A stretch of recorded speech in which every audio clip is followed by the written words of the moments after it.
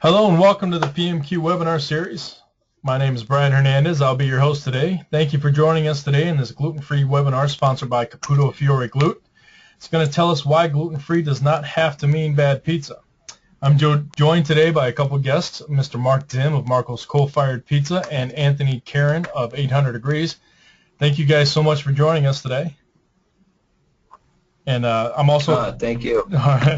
I'm also joined by our tech guru, Mr. Daniel Perea, who is going to be fielding your questions. So if you have any questions about this segment, go ahead and feel free to type them into your question segment of your toolbar, and we will curate them, and we'll have a Q&A at the end of this.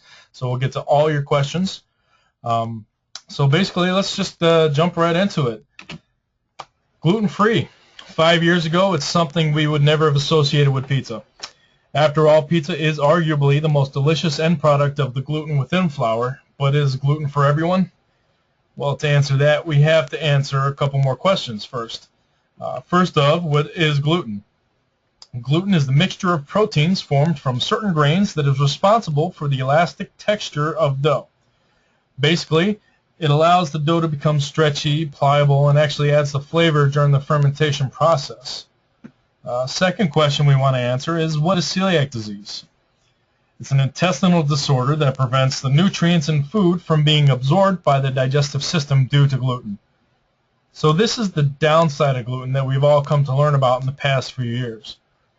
Now, 1% of Americans have celiac disease.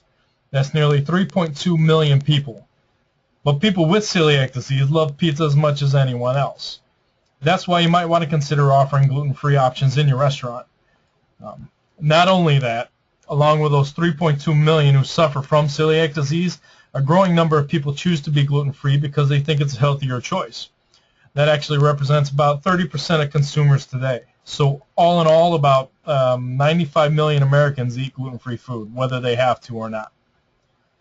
So pizzeria operators must adhere to strict guidelines to prevent cross-contamination, such as you shouldn't make any gluten-free pizzas in any area associated with your regular pizza, nor use any utensils, equipment, or ovens used in making regular pies to be truly gluten-free. Now, a lot of places, such as Pizza Rock in Las Vegas, have separate commissaries that produce only gluten-free dough, and the pizzas are cooked in designated ovens to avoid any contamination. Or in the case of a few Mellow Mushrooms that we visited, the gluten-free prep station is actually restricted to the walk-ins so that they avoid any airborne contamination.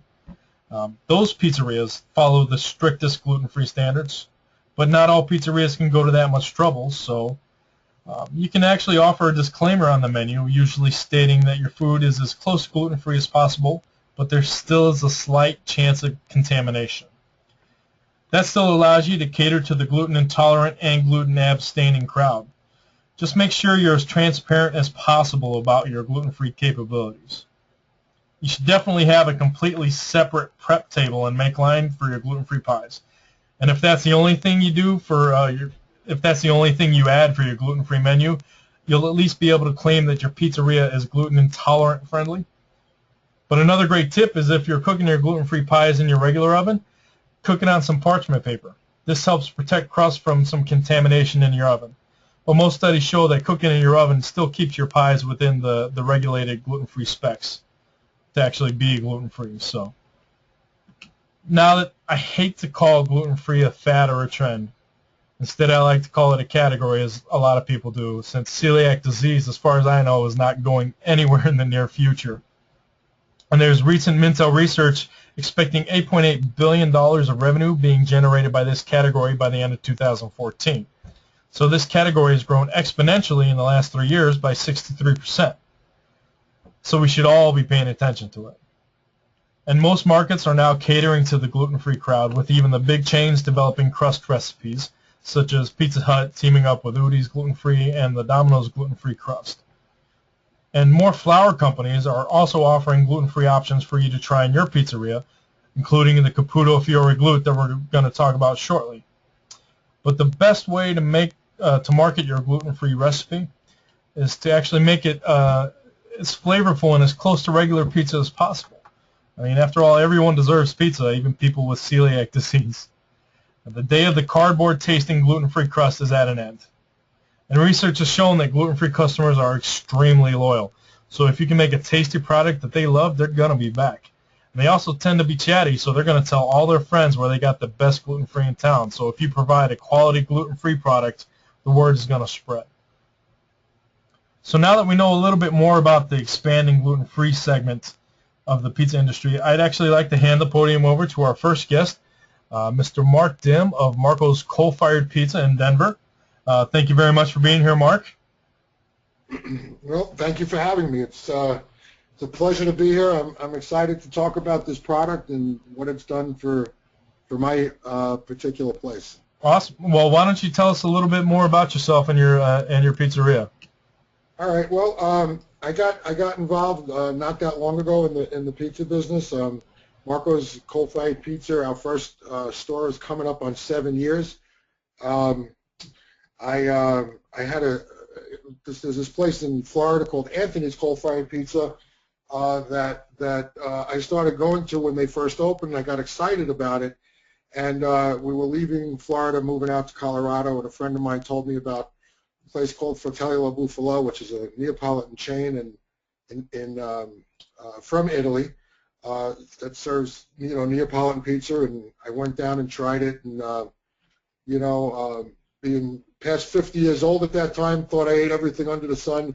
It was one of the best bites of food I ever had, and I just fell in love with Neapolitan pizza. Sent an email, some random email off to, I saw the guy Flower sent a random email off. 4 days later, I got an email back from the Caputo company introducing me to Roberto Caparucio and Fred Mertati from Orlando Foods, and it's just been a real love affair since then. Those guys have been amazing. They came, they supported me, they mentored me, and since then we've received numerous awards, and I give all the credit to those guys. We've written up as one of the best pizzerias in the U.S.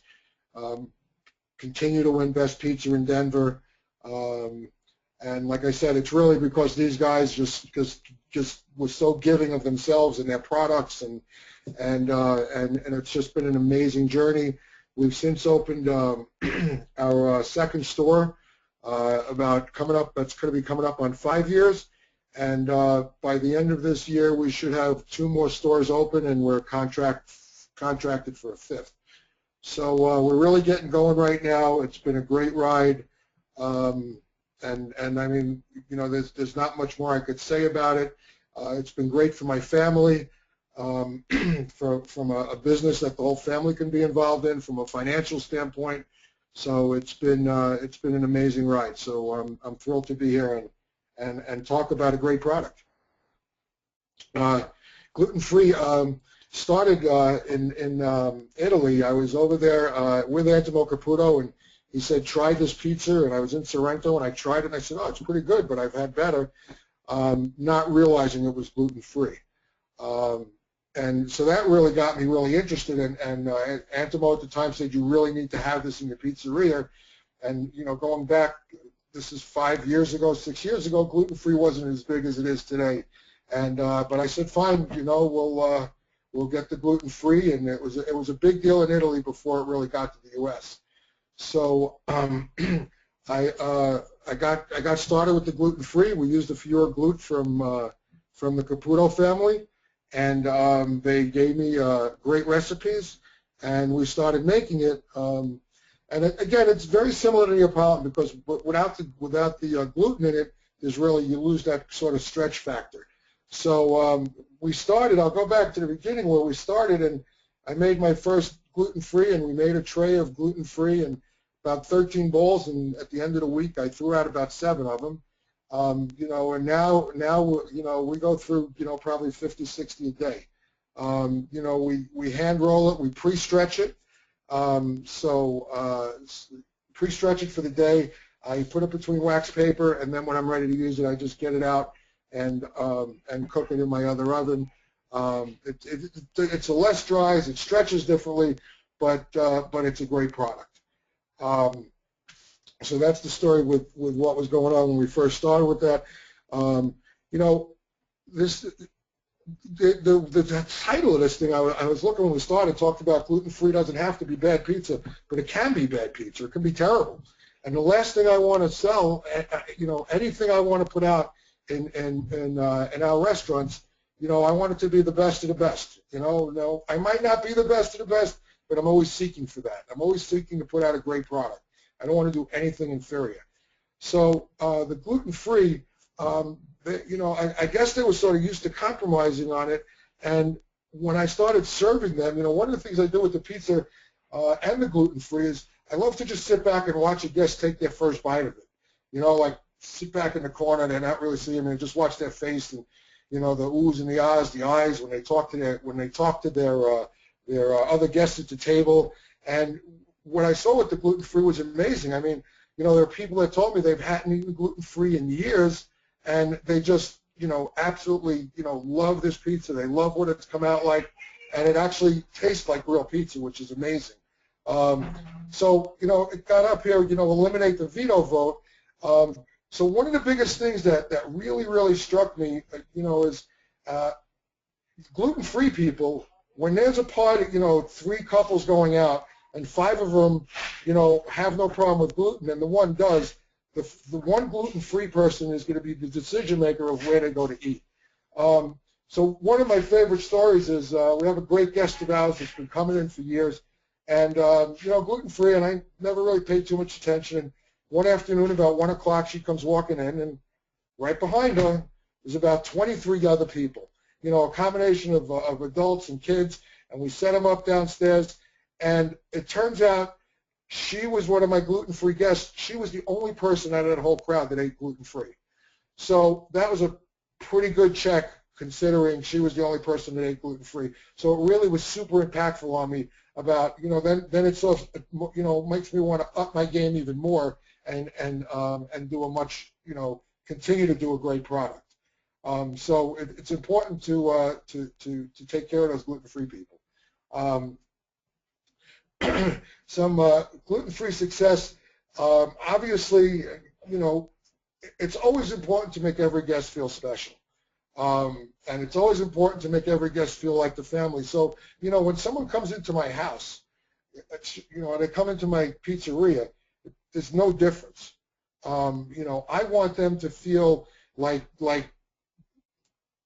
great. I want them to feel like part of my family, like I'll do anything, to sort of to help them enjoy themselves. So the same thing with the gluten-free. When the gluten-free people come in, I want them to be able to, have as much as they want. So we keep trying to diversify and do more and more to give them what we want. So now they can get any pizza in here gluten-free, specialty pizzas, all that. So they're really grateful about that. They ask for special. We make focaccia bread. I'll do that gluten-free for them. So a lot of things we don't normally do, we would do for them. They really appreciate it. I never pretend to be a gluten-free facility. That's the one thing that's critical. I never, ever pretend. I have a gluten-free product that I try to be as careful as possible with. We make it separately. We make it by hand. We don't use our mixer. We make as much as we need to do by hand every day. We use a different prep table. We use a different oven. But again, I'm very clear that we are not a gluten. To me, somebody who's super sensitive to gluten-free, they really to gluten, they shouldn't even be in a pizzeria because it's in the vents, it's in the air, it's in my compressors, it's the flour. It's just all over the place. So I try to really keep it simple and tell them what's going on. I'm transparent. We focus on the quality. We focus on the execution, that they're all cooked right. And really, pizza to me is like a canvas, a painting. It all starts with the canvas, and if you got a great canvas, you'll have you'll have good paints on it and everything else. And just like our dough, it all starts with our dough. I mean, if you have a bad dough before you start, then the rest of it doesn't matter what you put on top of it. So when we use a quality product like the Fior Glute from Caputo, you know what? I make it the same way every time. I got friends of mine in this business. They're always trying to make it different and make it better. You know what? We got a great product that works great, time in, time out. I use the same exact recipe. It's, it's not rocket science. It's very simple, it's very straightforward, and it comes out the same way every time. And that's, you know, they talk about what makes the success of the restaurant. Most people talk about, you know, great food, great that, but it's all about consistency. So if I have a product that could give me that consistency, that's amazing to me, where I could just give it to my prep guy, say, make this, make it this way, and it comes out the same time. It's great. We were talking, what was the next thing we were talking about? Keep it simple. People trying gluten-free, or we tried, go ahead, what? No, I was just, yeah, trying gluten-free, and what you've tried in your place. No, we've tried, like I said, you know, not that I've tried it with guests, but just we've had frozen shells that we've tried. We've tried different products, and really nothing's really compared to this gluten-free product that we've been using from the Caputo people. So as far as like tips for success, I say, you know, put the gluten-free out, keep it as clean as possible, let people know we're not a gluten-free facility, right? And just, you know, constantly put out the best, and constantly experiment. We're constantly experimenting with stuff. Yeah, that's great information. Thanks so much, Mark. That's going to bring us to our next speaker here. And actually, we're getting a lot of questions. We appreciate those, and we will get to those at the end here. But next, I want to bring up Anthony Carron here. And we're going to talk about 800 Degrees for a little bit, and then he's going to tell us about his experiences doing gluten-free in his restaurant. Welcome, Anthony. Thanks so much for being here. Thanks, Brian. Well, yeah, like Brian said, my name is Anthony Carron. I'm the owner and founder of 800 Degrees Neapolitan Pizzeria. We opened our first location about 3.5 years ago in Los Angeles in Westwood Village, and it was kind of the catalyst that started, one of the catalysts that started this whole fast casual pizza craze. So we're proud to be a part of it. We still like to think we do it the best. We do a very traditional, strictly Neapolitan pizza product. All the dough is made by hand, double zero flour, tomatoes from Italy, fresh mozzarella, wood burning ovens only. So it's a very true representation of the product. So the first store opened about 3.5 years ago. We now have 8 running, and we're expanding into Chicago, Dubai, Tokyo, and a couple more LA stores in the next 12 months. So it's a busy time. It's exciting. We're very fortunate. When I first opened the store, we had we were busier than we expected, so I ended up spending most of my time actually on the line stretching dough every day just to keep up with the demand. And one thing I kept hearing over and over again from my customers was, do you guys have a gluten-free crust? And when we first opened, we didn't. And I remember back to my first visit to Pizza Expo, which was before we opened the restaurant, and I had seen it in the Caputo booth, their original formulation, which comes in a big plastic tub. And so I called my distributor. I said, hey, can you give me samples of this? We flew some out. We tested it on a few people, and they loved it immediately. So based upon that, we started stocking it in LA with our distributor and added it to the menu. And at first we would maybe sell 5 gluten-free pizzas a day, and nowadays we sell between 5 and 10%, which is huge. We sell between 800 and 1,000 pizzas a day at most of our stores. So 5 to 10% comes to 50 to 100 pizzas. It's quite a bit. I think a lot of that has to do with us being in California, which of course is the epicenter of the healthy lifestyle. And I would say that I think, just anecdotally, I would say that probably 90% of our people are consuming the gluten-free crust are doing it for lifestyle or kind of fitness reasons more than for being strictly celiac. I don't have anything to point to that other than living in LA and hearing people talk and being in the dining room. So yeah, it's a good product. We use the original formulation. Caputo has 2 formulations, and I think Fred can speak more to that. But when we started, this new one didn't exist. The one we use comes in kind of a big plastic tub, and our method is pretty straightforward. We We follow the directions on the package, which means adding water and some yeast, a little salt. Ferment the dough for a short period of time, and then we roll it almost like you would roll a pie crust, so it's completely flat. And this we do in advance because the production on the assembly line is so crazy. We don't have space. We worry about contamination issues, so we roll all of our doughs in advance, almost identical to a pie crust, cut it into a perfect circle, and then layer it in between sheets of parchment and keep it wrapped in plastic. So when somebody orders one, we take it out, we pull it right out from under the drawers, we throw it on a melamine peel, which is a little different than our regular wood peels, so that the guests see that we're making an effort. And we use a little bit of gluten-free flour to keep it sliding around on the peel. So this has been pretty successful. We always, we tell everybody who asks, just like Mark said, I want to echo that, but we're not a gluten-free facility. There is cross-contamination. There's everybody on this call knows flour everywhere in pizzeria. So we don't make any promises. If somebody calls up and says, hey, I'm really celiac, one speck of flour is going to send me to the hospital, and we can tell them this is the place to be. So from there, we top it just like a regular pizza, and we cook it right in our wood-burning ovens, right on the stone floor. So there is some burnt regular flour dust that can end up on the bottom of the pizzas. From what I understand, that's not a big issue, that the high temperatures of the oven kind of destroys the gluten. But again, I don't have anything scientific to back that up. But our guests absolutely love it. We hear all the time from them that this is the best gluten-free pizza anywhere. And I don't say it to my own harm because I don't make this stuff. Caputo does, but they really, really like it. I think a lot of the frozen, pre-made gluten-free crusts, which are the easy answer, are not very good.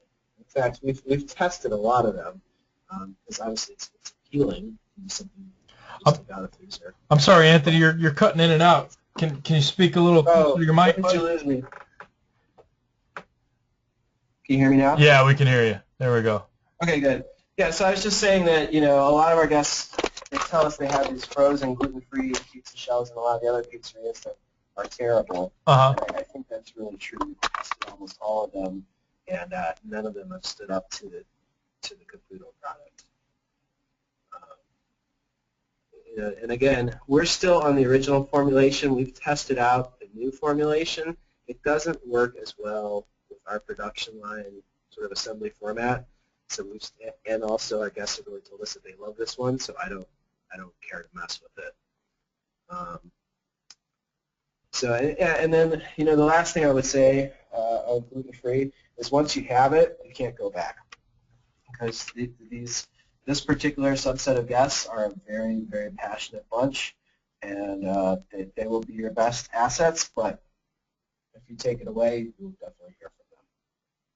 So I think it's really important that you make the decision to add this product and stick with it. What's the percentage of sales that you have from your gluten-free recently? We're 5 to 10%, depending on the location and the day of the week.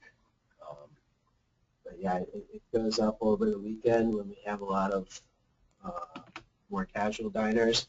And during the week, we see it's when we're doing business folks, it's a little lower. Okay. Yeah, it's extremely significant. All right. Do you have some tips for gluten-free success for us there? I do. One of the things that we do, and I think is important, is we charge a little extra for it because it is more expensive, mm-hmm. but we charge our cost, and I think that's to be fair to the guest, and they really appreciate it. So I don't try to mark it up or make any money on there, and people really like that. One of the things that's important, when you have a lot of gluten-free folks in your restaurant, is to make sure there aren't any kind of gluten-free surprises.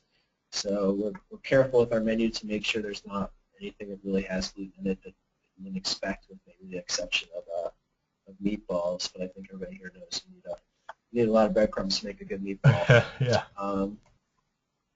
And then basic training of the staff, extremely important that they understand which is the right flour to put on the peel, why we do this, is it safe for celiacs, that sort of thing. It's really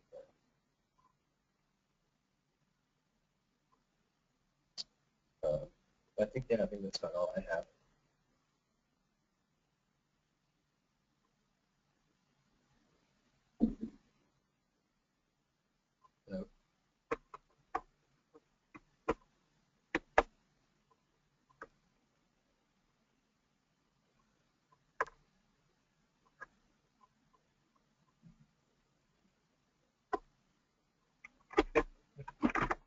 Hey there, I think Brian is introducing the question and answer period, but I think Brian may have accidentally muted his mic. Are you there, Brian? Yes, I am. He is correct. I did mute my mic. That's why he is my tech guru. And it's lucky we share a door. So, yes, we are at the question and answer thing. Thank you very much, Anthony, for all that great information about your pizzeria and how you guys actually handle gluten-free there. So we have been accumulating quite a few questions from you guys, and I'm going to let Mark and Anthony and anybody else who can field these questions help you guys out. So, Daniel, why don't you go ahead and start unleashing the questions upon us? Well, we've got a good number of questions here. Let's start with, I think Anthony may have kind of already answered this one, but the question is, do you charge more for your gluten-free pizzas or your gluten-free crust? Yeah, like I said, I see people charging quite a bit more from time to time, and I think that's sort of it's not really doing right by the guests. So like I said, for us, we just charge our cost, which is about $1.50 more per pizza.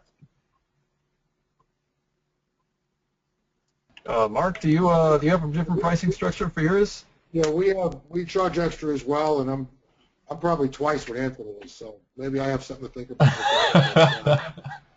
He probably gets a better price from those guys than I do.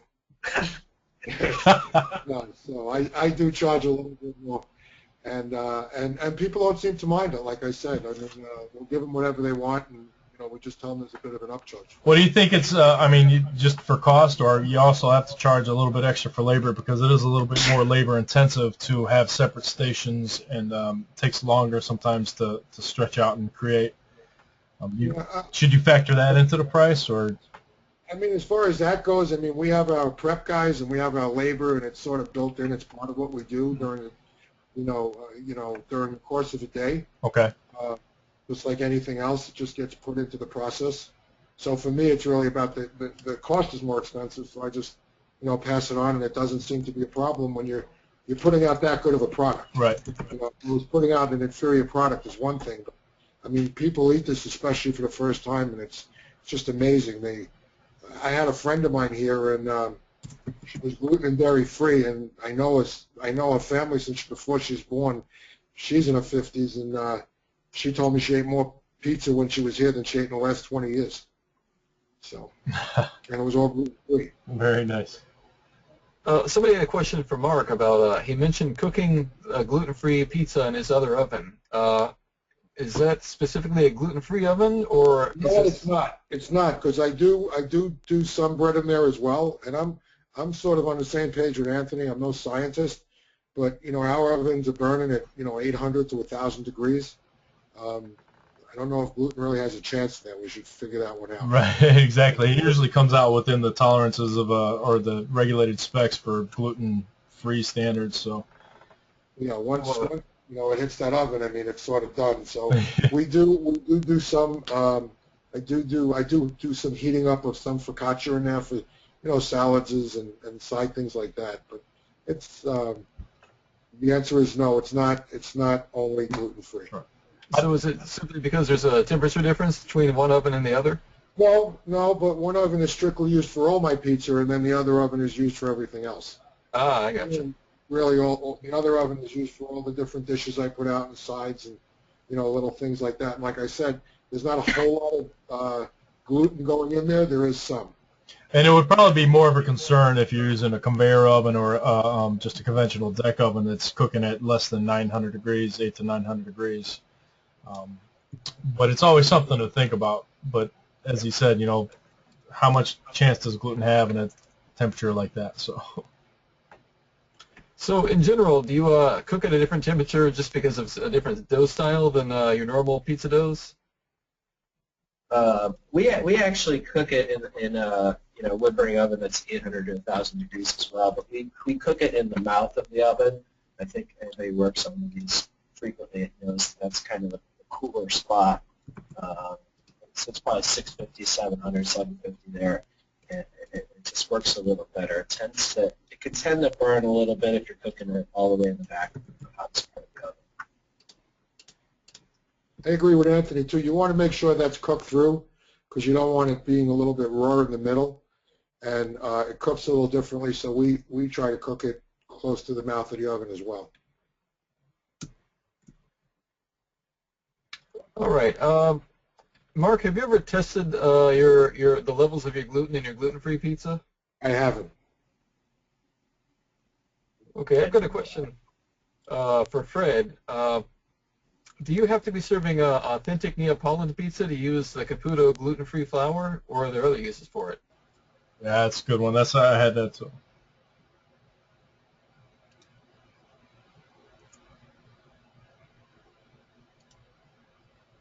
Fred, are you with us? I think he's muted. Okay, I think Brian's checking to see if he's muted. Fred, are you with us? Let's come back to that one in a minute. Can Mark and Anthony, either one, discuss the pros and cons of using a... Oh, there's Fred. Are you there, Fred? Sorry, guys. Yes, I don't know what was going on. There were two things that I do want to mention. One thing that Mark and Anthony both talked about, the questions of whether or not when they use this gluten-free product inside their existing ovens with other pizza, if it would meet the tolerance. And we actually have one customer that's a 34-unit chain, and they only have one oven in each of their locations, where Mark and Anthony both have multiple ovens. And these guys tested the gluten-free pizza, sent it to the lab. Again, they are a chain. They have 34, 35 locations and growing. They wanted to be certain. And they found that, in fact, even though they used it in the same oven, and it's a very high heat oven also, it met the parameters of gluten-free based on, I think it was 20 parts per million is what I want to say. That's, I think, what the tolerance is, 20 parts per million. So even inside an oven with regular pizza, this actually came out, according to this lab, gluten-free. So they were very happy with that. They do have disclaimers on their menus as well, but they were more than pleased with the fact that it should perform even in the same oven.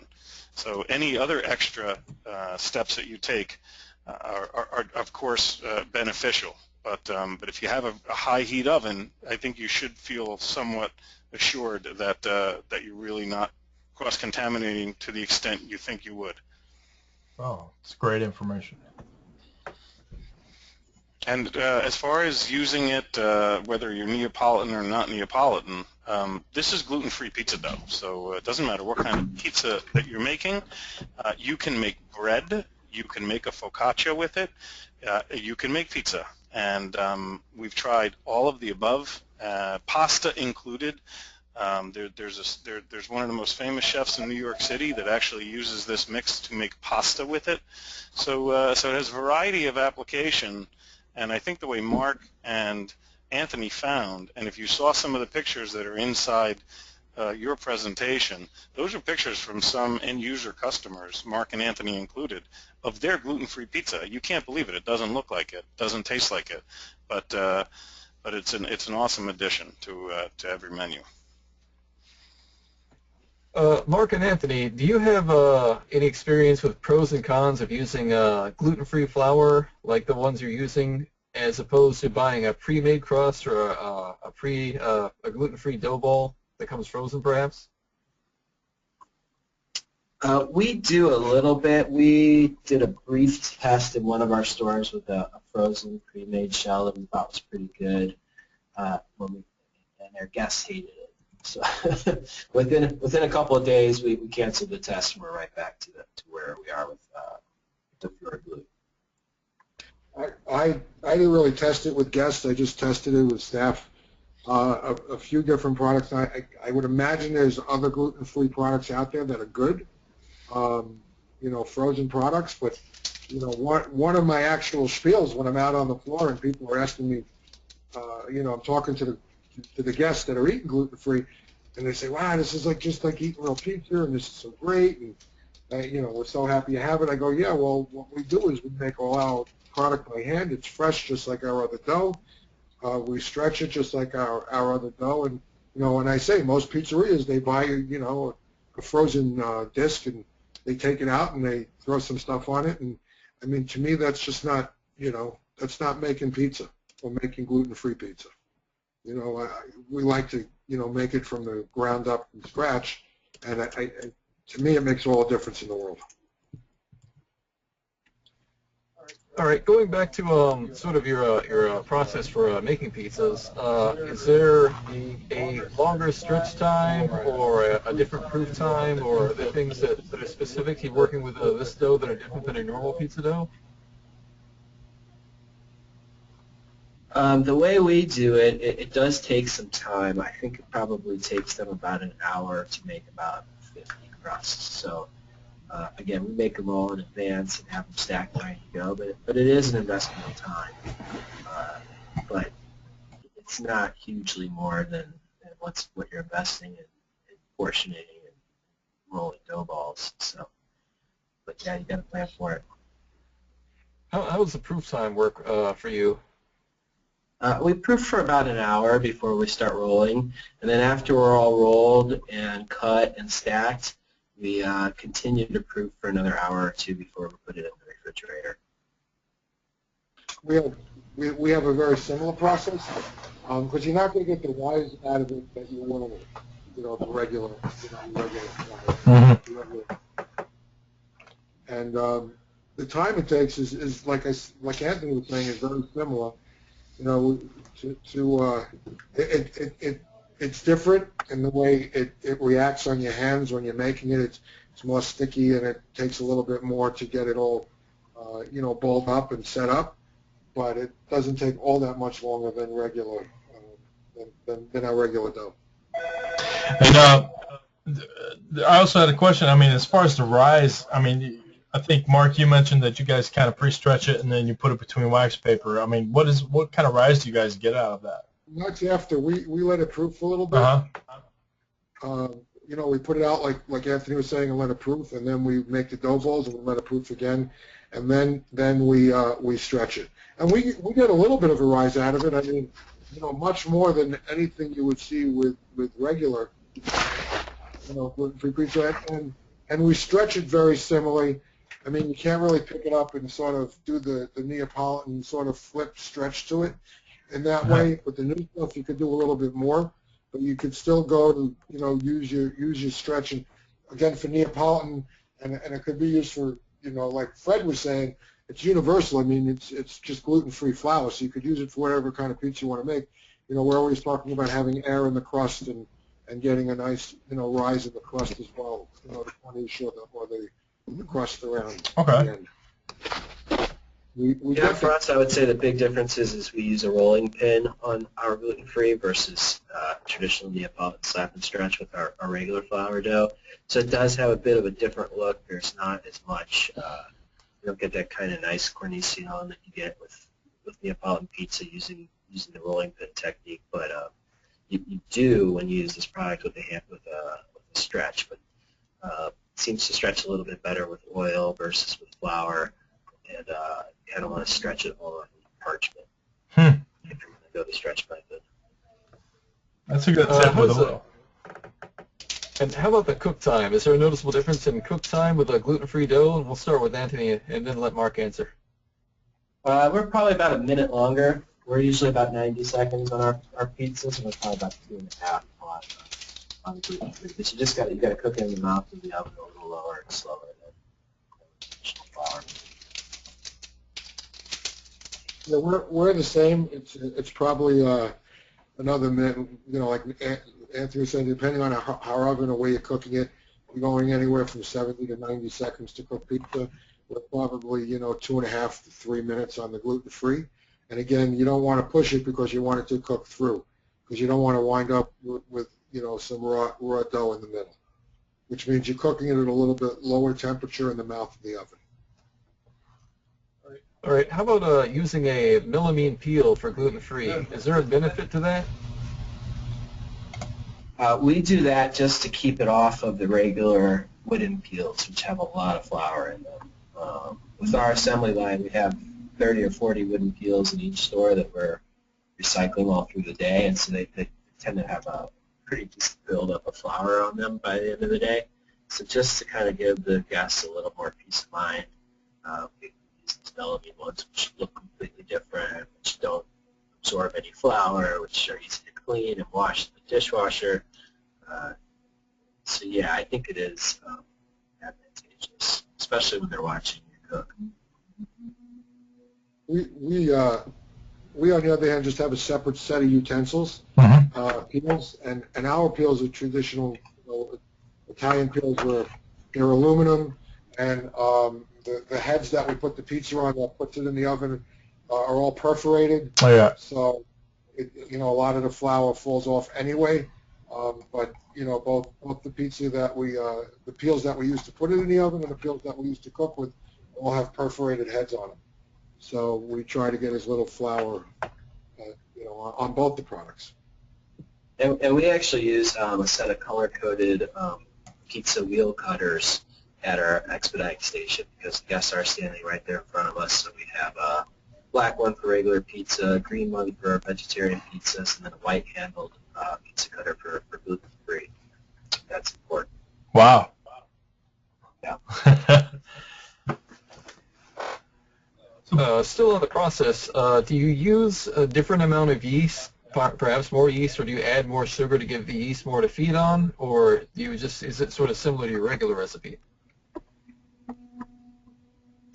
We go by the recipe on the back of the package, which I don't remember off the top of my head how much it I actually have a recipe that we use, which is also pretty much the back of the package. So we use some baking soda. We use a little more water, virgin olive oil in the recipe for making gluten-free, which is different than our Neapolitan, which is just salt, water, and flour. So basically, no yeast at all, though. What's that? There's no yeast in that. Is that what you're saying? No, there's yeast as well. Oh. So everything is. So I use a kilo bag of gluten-free flour. I use 27 ounces of water, 3 grams of yeast, 1.5 ounces of extra virgin olive oil, an ounce of salt, and 3 grams of baking soda. Okay. And I mix it by hand. I let it rest for a few minutes. Take it out. Let it rest for 1.5 hours. I make the dough balls. I let it rise for a couple hours, and then I'm able to use it. Okay. Can either of you speak to having experience in how the dough cooks in different pizza ovens, like for instance maybe a wood burning or coal-fired oven compared to a regular duck oven? I don't. We only use wood-burning ovens in our store, so I haven't used it. The only experience I have other than my own store is at these, when I go to Don Antonio's in New York, they have an electric oven they use. I've seen a pretty interesting oven used at the Pizza Expo. So I've seen those ovens being used, and they've done a fine job. They burn pretty hot, but they're deck ovens. Like I said, I've seen them done in electric deck ovens, and they've done a real good job with them. Is there a price difference from the regular Caputo flour to the gluten-free Caputo flour? It's more.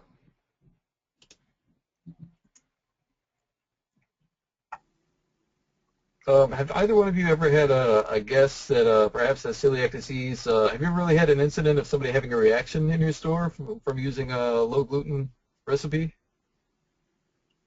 We have not. We've never had. I have, but it was they actually ate our regular pizza, and they were fine, and they were good guests of ours, so we really didn't have a problem. But I remember her telling me she really got all blown up and sick, but that was because she ate our regular pizza. Okay. Do you guys do any pre-bake on your pizza doughs before topping it? Maybe a pre-bake, then topping it, then placing it back in the oven, or do you just bake it one time? Just one time. Same as regular pizza, one time. Wow, that's Have you ever had, since you have to stretch the dough out and it takes a little more time, have you ever had any issues with the dough performing, maybe drying out or crumbling? Ours it'll dry out if you don't keep it wrapped up. So we usually either use like a cake saver from Tupperware, you know, like a round Tupperware cake saver to store it in, or we keep it really tightly wrapped in plastic wrap. Yeah, well, ours as well. Ours is always wrapped in plastic wrap, and then when we use it, we wrap it back up in the plastic wrap and keep it in the refrigerator. Okay. One user says that they're having trouble getting the Orlando Foods website to load. Where can we find this Caputo flour if we want to get it? Most of the distributors have it. I know U.S. Foods has it. Shamrock probably has it. Also, I did receive a message that you can go to www.caputoflour.com and you can find the recipe or request a recipe for the gluten-free crust. So from there, maybe they can actually find that, just get into the actual website, if that helps. We did. Going back to an earlier question, we actually had a user who volunteered the information that, in their experience, it cooks perfectly in all types of ovens, including electric and deck. And they also suggested you could par bake. You could also freeze the dough and use it that way if that's part of your process in your restaurant. And actually, I do have a number for Orlando Foods if we would like to give that out. Yeah, I'm sorry. Here, actually, Fred was muted for a second. He's here.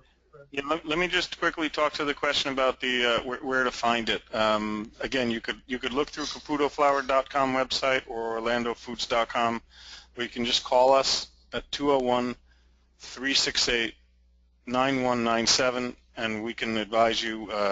We have distribution across the country, so we have food distributors for restaurants and hotels in almost every state. We can help you find it.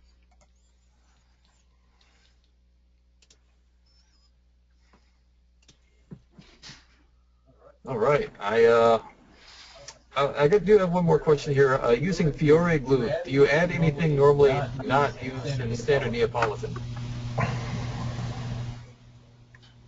Both Mark and Anthony, when Mark was talking before on his recipe, I know he mentioned that the recipe that Caputo recommends for this flour includes olive oil and baking soda other than just salt, water, and yeast, and therefore those would be two additional ingredients that you wouldn't do in standard Neapolitan.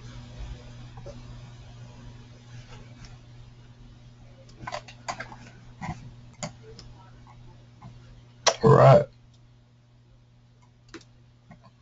Any more questions, Daniel? We had a lot, and it seems to have gone through a lot of stuff here. We do have another question, but I think we answered it earlier, but maybe in case they missed it, you both indicated that you are charging more for your gluten-free crust, and I think that was, in both cases, it was kind of related more toward that the cost of the flour was a little bit more, and there's a little bit more involved in developing the dough.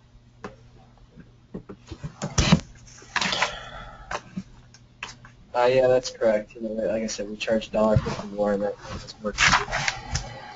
It's a little bit more than our costs. Our cost on is probably $1 for the cost, but try to keep it as close to the cost as possible. So Okay.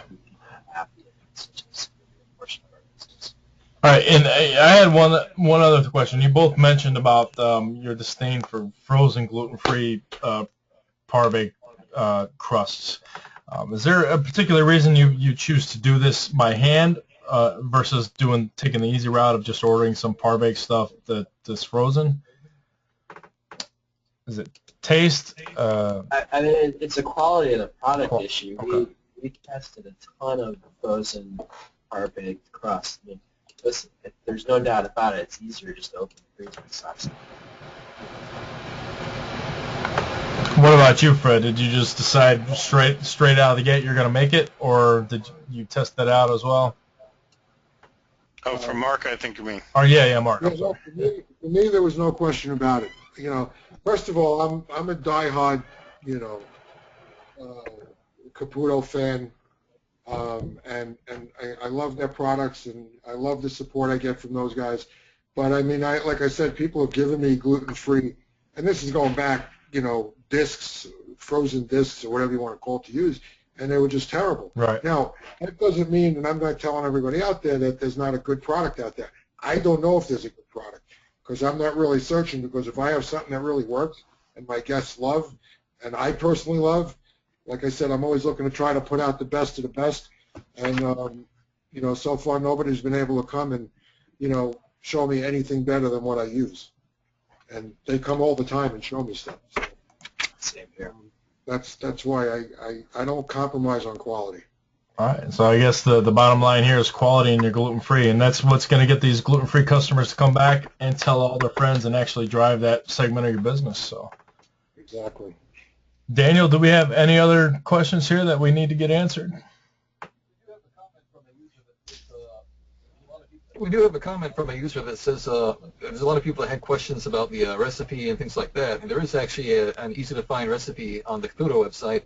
So the recipe that I think both Mark and Aaron use, I think is it's on there if you want to go search for the website and find it to get the specifics down on it. But there is a question as to whether this flour comes in smaller bags only or the larger size. There are two sizes available. One is a 1 kilo bag, and one is a 5 kilo plastic pail. So it depends on what's available in each market. I should tell you, sometimes some distributors carry one and not both, but there are two sizes. And again, you can see that on the website. All right. Anything else, Daniel? I think we've kind of exhausted almost all of our questions there, so. Well, this was a great webinar. We really appreciate all your participation and all the information you guys were able to drag out of these guys about gluten-free. We will put up this webinar for reviewing at pmq.com/webinar, so you can go back and relive all these great moments and get any information that you may have missed. We will also add a link for this recipe there, so you can just one click and be there, and a link to Orlando Foods and Caputo, so you can actually get this flour in your restaurant. So once again, this has been a PMQ webinar series for gluten-free, why gluten-free doesn't have to mean bad pizza. We really appreciate everybody showing up, and we will see you next time on our PMQ webinar series. Thank you so much. All right, thank you guys. Appreciate it. Thank you, guys.